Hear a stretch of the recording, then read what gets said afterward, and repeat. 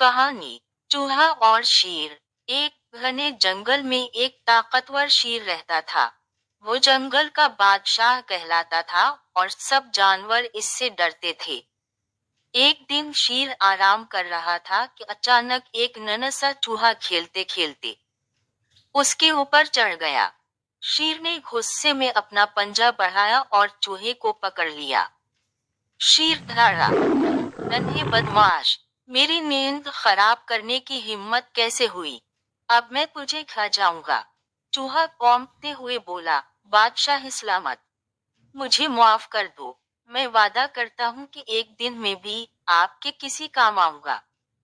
शेर जोर से हंसा, छोटे से चूहे की मदद मुझे, ये कैसे मुमकिन है? मगर फिर रहम आ गया और उसने चूहे को छोड़ दिया। कुछ दिनों बाद शिकारियों ने जंगल में जाल बिछाया और शेर इसमें फंस गया। शेर जोर जोर से दौड़ता रहा, मगर जाल से न निकल सका। इतने में वही नन्हा चूहा वहां आया। उसने अपने तेज दांतों से जाल को काटना शुरू किया। थोड़ी ही देर में शेर आजाद हो गया।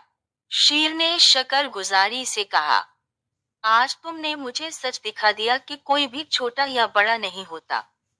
नेकी करने वाला हमेशा अजीम होता है।